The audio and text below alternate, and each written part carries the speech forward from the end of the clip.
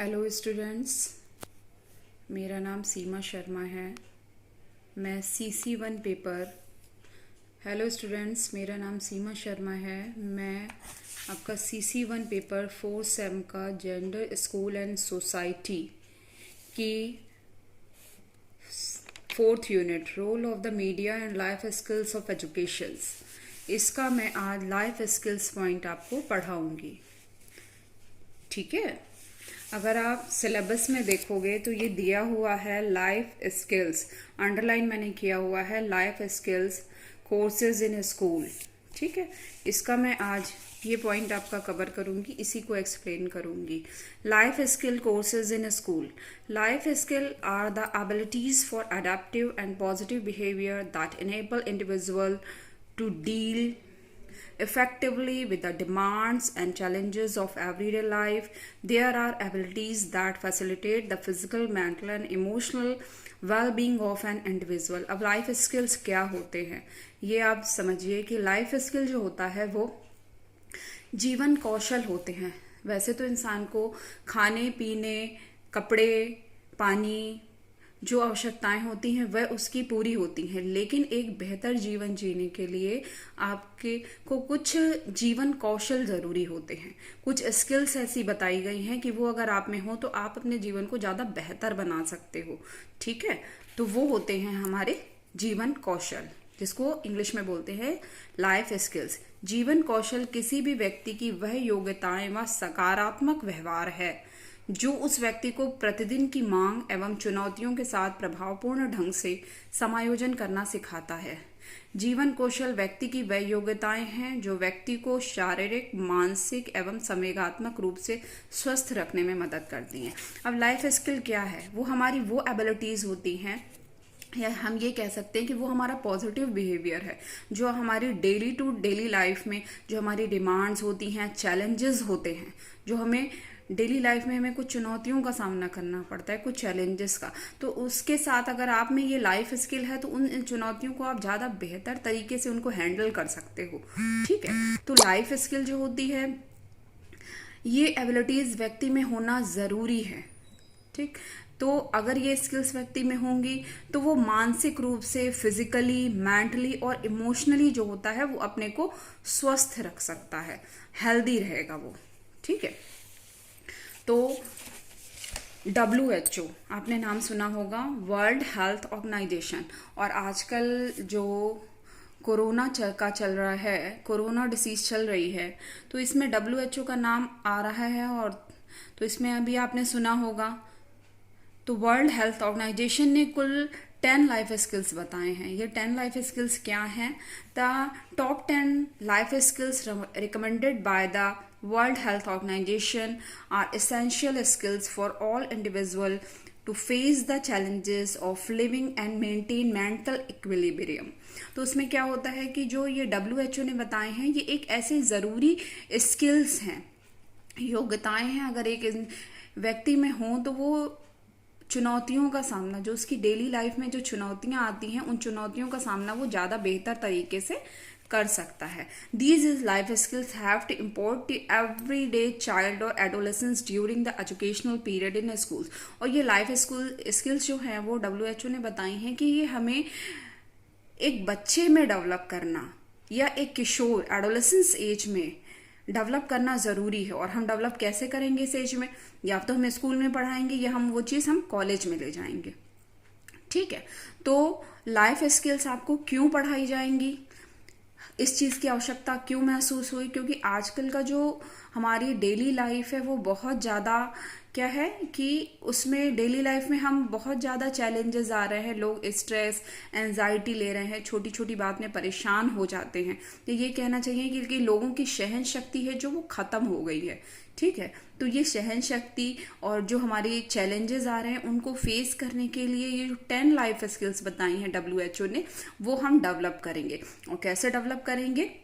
बच्चों को सिखाकर। ठीक है, उनको हमें जो उनका सिलेबस है पर्टिकुलर वो तो हमें उनको पढ़ाना ही है, लेकिन इसके अलावा ये जो 10 लाइफ स्किल्स हैं ये भी हमें बच्चों में डेवलप करनी है। इसलिए आपके BEd के कोर्स में ये लाइफ स्किल्स पॉइंट लाया गया है। ठीक, अब हम देखेंगे नेक्स्ट 10 लाइफ स्किल्स क्या है हमारी। ये 10 लाइफ स्किल्स हैं हमारी। पहली है problem solving behaviour. Problem solving क्या होता है? प्रॉब्लम सॉल्विंग जो होता है कि आज की लाइफ में जो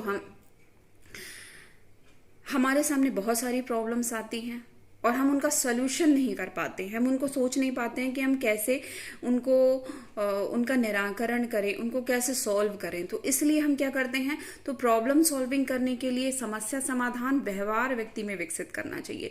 सबसे पहले वो ये देखे बच्चा या बड़ा व्यक्ति की जो प्रॉब्लम आ रही है वो आखिर आ कैसे रही है।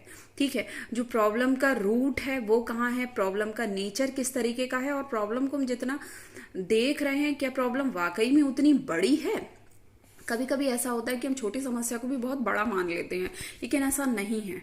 ठीक है, तो प्रॉब्लम सॉल्विंग, हम हर प्रॉब्लम को अच्छे से उसके नजरिए को देखें, नेचर को देखें हम कि प्रॉब्लम है आखिर क्या, और जब हम प्रॉब्लम के हर जो पॉइंट्स होते हैं उसको एनालाइज करें। ठीक है, तो हम सोल्यूशन निकालने में, जो हमारे सामने सोल्यूशंस बहुत सारे आते हैं, हम उनको निकालने में अपने को ज़्यादा कंफर्टेबल फील करेंगे और हम उसमें जो भी उसके सोल्यूशंस होंगे हम उसमें से जो बेस्ट ऑप्शन होगा उसको हम चुन सकेंगे। ठीक है, the second is decision making, इसको हिंदी में कहते हैं निर्णय क्षमता। आजकल लोगों में निर्णय क्षमता भी कम हो गई है क्योंकि ऑप्शंस हमारे सामने ज़्यादा हो गए हैं। ऑप्शंस ज़्यादा हो गए हैं मतलब हम क्या कर रहे हैं कि ऑप्शंस जो हमारे सामने ज़्यादा हो गए हैं, डिसीजन मेकिंग, कभी ऐसा होता है कि हमारे सामने बहुत सारे ऑप्शंस होते हैं लेकिन हम उसमें जो राइट ऑप्शन होता है वो चूज नहीं कर पाते हैं। ठीक है, तो उसमें हमें क्या करना है, सबसे पहले हमें ये देखना है कि हमारे लिए कौन सा सबसे जो ऑप्शन है, हर ऑप्शन को अलग अलग हम उसके बेनिफिट्स और उसके जो डिमेरिट्स होते हैं, मेरिट और डिमेरिट्स निकालें। हर ऑप्शन का पहले हम मेरिट और डिमेरिट निकालें, उसके आधार पर हम ये सोचें कि कौन सा ऑप्शन हमारे लिए सही है और हम क्या कैपेबल हैं, क्या हमें ऐसी एबिलिटीज़ हैं, कैसी कैपेसिटीज़ हैं जो हम उस ऑप्शन को चूज कर रहे हैं और उसको हम फुलफिल कर पाएं। ठीक है, ये होता है डिसीजन मेकिंग। डिसीजन मेकिंग और प्रॉब्लम सॉल्विंग में ये फर्क है कि यहाँ पर प्रॉब्लम होती है फर्स्ट में और इसमें हमें इसका सोल्यूशन निकालना होता है, और डिसीजन मेकिंग में क्या होता है, आपके सामने बहुत सारे ऑप्शंस होते हैं, आपको राइट ऑप्शन चूज करना होता है। ठीक है, the third is creative thinking, it means रचनात्मक चिंतन। तो रचनात्मक चिंतन क्या होता है, कुछ लोग क्रिएटिव होते हैं, कुछ लोग समस्या देखकर जल्दी घबरा जाते हैं और कुछ ये सोचते हैं कि आखिर इसका समाधान कैसे हो सकता है, इसका सलूशन कैसे हो सकता है। तो वो होती है हमारी क्रिएटिव थिंकिंग। क्रिएटिव थिंकिंग में हम क्या करते हैं, समस्याओं को नए तरीके से सॉल्व करने की विधियों की खोज करते हैं। ठीक है, ये कह सकते हैं कि चीजों को हम नए तरीके से प्रयोग करने की, परिस्थितियों को नए तरीके से देखने की जो क्षमता होती है हमारे अंदर, वो होती है क्रिएटिव थिंकिंग। कई परिस्थितियां ऐसी होती हैं कि कुछ उसमें ऐसे क्रिएटिव आइडियाज हमारे दिमाग में आते हैं कि वो अचानक से हमें उनका हल मिल जाता है और हम बहुत सारी उसको किसी एक चीज का हम बहुत सारे यूजेस उसके कर सकते हैं। वो होती है हमारी क्रिएटिव थिंकिंग। ठीक है, तो इंसान में क्रिएटिविटी लेवल भी होना चाहिए। ठीक है, सभी में होता है लेकिन कुछ में कम होता है और कुछ में ज्यादा होता है क्रिएटिव थिंकिंग जो होती है हमारी।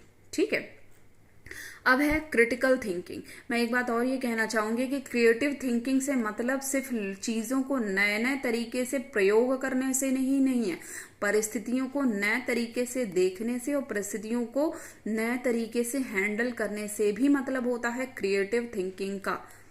ठीक है, सिर्फ इसका आर्ट और क्राफ्ट से ही मतलब नहीं है, नए नए खाने बनाने से या उसमें नए नए एक्सपीरियंसेस करने से, एक्सपेरिमेंट करने से। ठीक है, the next is critical thinking. Critical thinking में क्या होता है, आलोचनात्मक चिंतन, जिसको हम हिंदी में कहते हैं।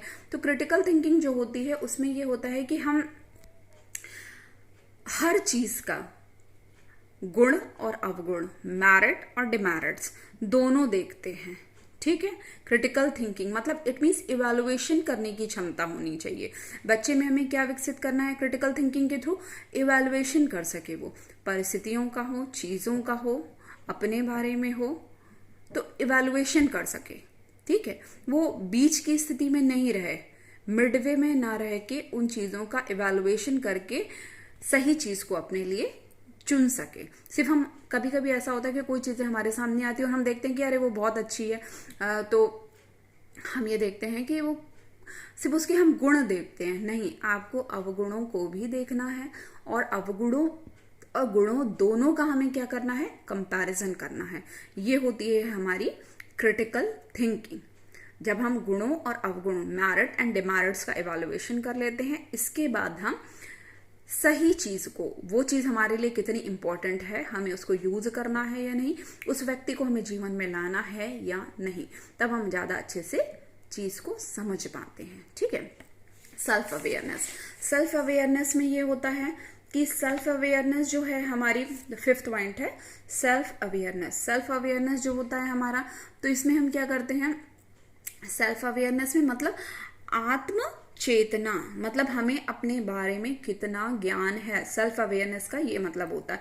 अब ये कहेंगे कि ये ज्ञान, तो हम ये कहते हैं हमें अपने बारे में सब पता है, लेकिन नहीं, आपको अपनी पसंद नापसंद के बारे में पता है, लेकिन आपको अपनी फीलिंग्स के बारे में, इमोशंस के बारे में, हो सकता है आप जैसा परसीव कर रहे हो वैसा नहीं हो, क्योंकि अधिकतर ऐसा होता है कि लोग सिर्फ अपने अच्छे पहलुओं को ही देखना चाहते हैं। गुड जो हमारी मेरिट्स हैं हम उनको ही देखना चाहते हैं, हम अपनी डिमेरिट्स को कभी देखना ही नहीं चाहते हैं।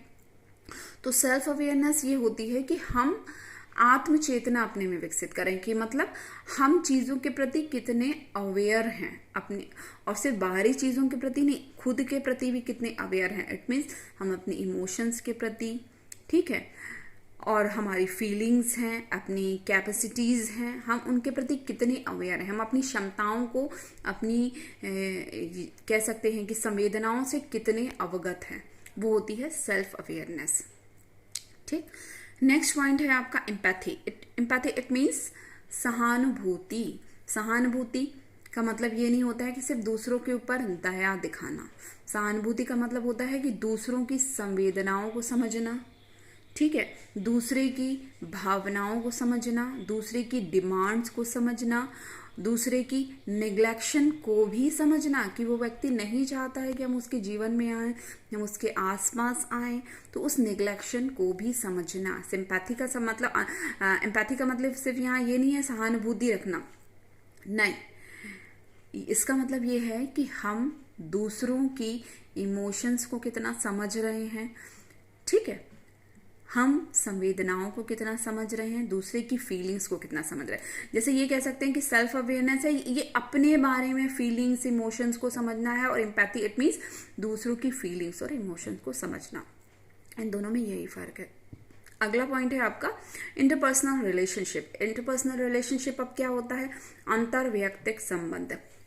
इंटरपर्सनल रिलेशनशिप जो होता है कि इसमें हमारे आसपास जो भी व्यक्ति होते हैं, ठीक है, तो उनके साथ हमारे संबंध कैसे हैं। इंटरपर्सनल रिलेशनशिप का मतलब ये होता है कि अंतर वैयक्तिक संबंध, आसपास हमारे जो भी व्यक्ति हैं उनके साथ हमारे संबंध कैसे हैं, अच्छे हैं, खराब हैं, ठीक है।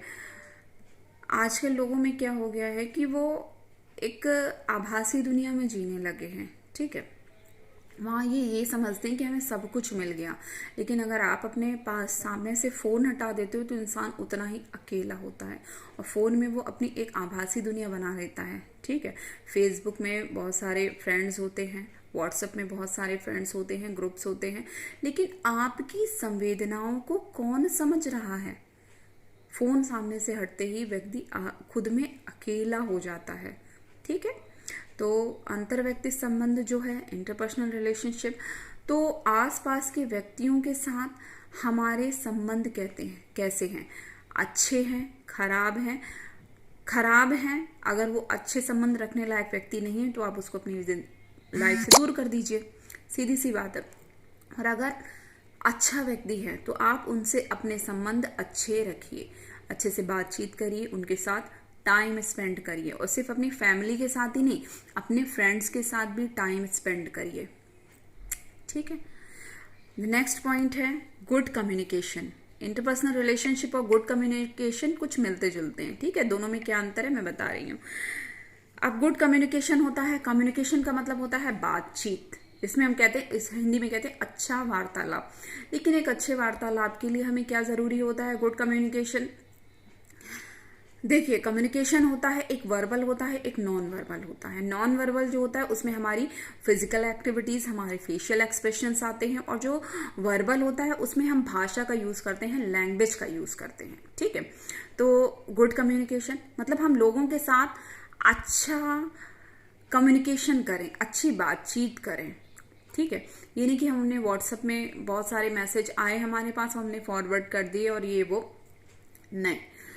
हमें एक हेल्दी बातचीत करनी है, और आई थिंक आमने सामने बैठ के बातचीत करने में बहुत अंतर होता है बजाय कि व्हाट्सएप में या फोन पे बात करने में। चलिए, आप हर व्यक्ति से ऐसा संभव नहीं होता है कि हम हर व्यक्ति के सामने बैठकर हम उससे बात कर सकें। ठीक है, लेकिन फोन पे भी बात करें तो हमारा जो बात है, हम कम शब्दों में अपने बात को ज्यादा रखने की कोशिश करें। ठीक है, ये एक अच्छे कम्युनिकेशन की, गुड कम्युनिकेशन की विशेषता होती है, कैरेक्टरिस्टिक्स होती है। ठीक है, मेरिट होती है। और हम अपनी फीलिंग्स को शेयर करें। सिर्फ हम अपनी कम्युनिकेशन में हम सिर्फ ऊपरी बातें नहीं करें। जिन व्यक्तियों से हम अपनी फीलिंग्स शेयर कर सकते हैं, अपने घर वालों से या हमारे कुछ ऐसे क्लोज फ्रेंड्स होते हैं उनके साथ, जिनके साथ हम अपनी फीलिंग्स शेयर कर सके, तो आई थिंक हमें ज़रूर करनी चाहिए। कभी ऐसा होता है कि परिस्थितियां ऐसी होती हैं कि हम जो देख रहे होते हैं परिस्थिति वैसी ना हो कि कुछ और होती है। ठीक है, और कभी ऐसा होता है कि किसी समस्या का समाधान हमें नहीं मिलता, जब हम अपने अच्छे दोस्त के साथ शेयर करते हैं तो वो हमें उसका समाधान बता देता है। इसलिए अपने जो फैमिली मेंबर्स हैं उनके से खुलकर बात करिए, एक गुड कम्युनिकेशन स्टैब्लिश करने की कोशिश करिए। ठीक है, और अपने कुछ ज़्यादा नहीं, 2-4 दोस्त ऐसे रखिए, कम से कम 2-4 दोस्त ऐसे हों जिनसे आप अपनी फीलिंग्स को, अपनी प्रॉब्लम्स को शेयर कर सकें। ठीक है, तो इसलिए इंटरपर्सनल रिलेशनशिप और गुड कम्युनिकेशन आपस में इंटर रिलेटेड है। Next is management of emotions, संवेगों का प्रबंधन। अब संवेगों का प्रबंधन क्या होता है? इमोशंस आपने पढ़े हुए हैं। ठीक है, कब पढ़े थे आपने इमोशंस? आपने इमोशंस पढ़े थे सेम फर्स्ट में पढ़े थे आपने इमोशंस। ठीक है, आई थिंक 3rd यूनिट थी। ठीक, आपने इमोशंस पढ़े हैं, गुड इमोशंस भी पढ़े हुए हैं एंड नेगेटिव इमोशंस भी पढ़े हुए हैं। अब हम इमोशंस को कैसे मैनेजमेंट करेंगे? उनका, हमारे अंदर बहुत सारे इमोशंस होते हैं। ठीक है, तो जो गुड इमोशंस होते हैं, ठीक है, उनको तो हमें मैनेज करके रखना ही है। जो नेगेटिव इमोशंस हैं उनको अपने से दूर रखना है। ये होता है मैनेजमेंट ऑफ इमोशंस। मतलब दुख है, अगर दुख की परिस्थिति है, ठीक है, ऐसी चल रहा है कि आप, कुछ ऐसी परिस्थितियां होती हैं कि इंसान दुखी होता है, लेकिन जरूरत से ज्यादा दुखी भी ना हो। ठीक है, ज्वेलसी की फीलिंग नहीं आनी चाहिए। ठीक है, ये ऐसे हैं कि ये नेगेटिव इमोशंस है। और गुड इमोशंस क्या होते हैं? लव, अफेक्शन, ये सारे हमारे गुड इमोशंस होते हैं। तो इनको हमें मैनेज करना चाहिए। ठीक है, कि इट मीन्स हम नेगेटिव इमोशंस को अपने से दूर रखेंगे। ठीक, इसके बाद है हमारा मैनेजमेंट ऑफ स्ट्रेस, मतलब दबावों का प्रबंधन। अब दबावों क्या होता है, स्ट्रेस क्या होता है? आजकल की लाइफ में स्ट्रेस तो बहुत ज्यादा बढ़ गया है। ठीक है, मैनेजमेंट ऑफ स्ट्रेस क्या होता है? हर चीज का हम पर दबाव होता है। एक बच्चे के ऊपर पढ़ाई का दबाव होता है, एक माँ के ऊपर अपने बच्चों को पढ़ाने का, घर के काम का वो दबाव होता है। एक पिता के ऊपर फाइनेंशियल जो कंडीशन होती हैं उनको मैनेज करने का दबाव होता है कि पैसे कैसे कमाने हैं और कैसे हमें इन्वेस्ट करना है, कहाँ पढ़ाना है बच्चों को, बहुत सारी बातें होती हैं। ठीक है, ये एक स्ट्रेस है। स्ट्रेस का देखिए ये है कि स्ट्रेस एक लेवल तक होगा तभी इंसान काम करेगा। भूख लगेगी तभी आप कमाओगे, तभी माँ किचन में जाएगी और खाना बनाएगी। ठीक है, स्ट्रेस। बच्चे के ऊपर अगर स्ट्रेस नहीं होगा तो वो बुक्स लेके नहीं बैठेगा। अगर एग्जाम का स्ट्रेस नहीं होगा तो वो क्या करेगा कि वो हर चीज को लाइटली लेता रहेगा और कभी भी लाइफ में आगे नहीं बढ़ पाएगा। ठीक है, मैनेजमेंट ऑफ स्ट्रेस हमारा ये होता है। लेकिन स्ट्रेस को हमें क्या करना है कि एक लेवल के ऊपर नहीं ले जाना है। उस स्ट्रेस को हमें एक क्या करना है, लेवल में रखना है, उसको एक लेवल के ऊपर नहीं ले जाना है। आपने देखा होगा एग्जाम टाइम आता है तो कुछ स्टूडेंट्स इतने ज़्यादा स्ट्रेस में आ जाते हैं कि उनको नींद नहीं आ रही है, खाना नहीं अच्छा लग रहा है, सोना नहीं अच्छा लग रहा है, कुछ करना अच्छा नहीं लग रहा है। और सही बात यह है कि पढ़ाई में भी मन नहीं लग रहा है ना। तो करें तो क्या करें, खाने बैठे हैं तो पढ़ाई की चिंता टीवी के सामने। तो आप एक सही टाइम टेबल बनाइए, उसके अकॉर्डिंग आप पढ़ाई करिए तो आप स्ट्रेस फ्री रहेंगे। ठीक है, तो स्ट्रेस हमारे ऊपर ना हो इसके लिए आप एक सही टाइम टेबल को फॉलो करिए। और स्ट्रेस जो होता है उसको एक लेवल पर बना के रखिए कि वो हमारे लिए हानिकारक ना हो। दबावों का प्रबंधन, ठीक है, वो जो दबाव हमारे ऊपर है कि हमें अच्छे कपड़े भी पहनने हैं, हमें अच्छे लगना भी है, लेकिन ये सारी चीज़ें हमारी अपनी ज़िंदगी में बहुत हावी नहीं होनी चाहिए कि उसकी वजह से हमें एंजाइटी होने लगे। और अगर स्ट्रेस और इमोशंस, देखिए 9th एंड 10th अगर ये पॉइंट जो हैं management of emotions and management of stress, अगर आप इनका सही से मैनेजमेंट नहीं करते हैं तो आप में मेंटल इमोशनल जो इम्बैलेंस होता है, जो ये कह सकते हैं असंतुलन विकसित होता है, तो उसमें आप में बहुत सारे मेंटल डिसऑर्डर्स होने लगते हैं। ठीक है, तो हमें स्टूडेंट्स को ये सारे 10 स्किल्स डेवलप करने हैं हम। और ये स्किल डेवलप करने के लिए किसी अलग से सिलेबस की ज़रूरत नहीं है। हम जो भी सब्जेक्ट टीचर हैं हम उस सब्जेक्ट के थ्रू ही ये सारे स्किल्स बच्चों में डेवलप कर सकते हैं। ठीक है, ओके, थैंक यू।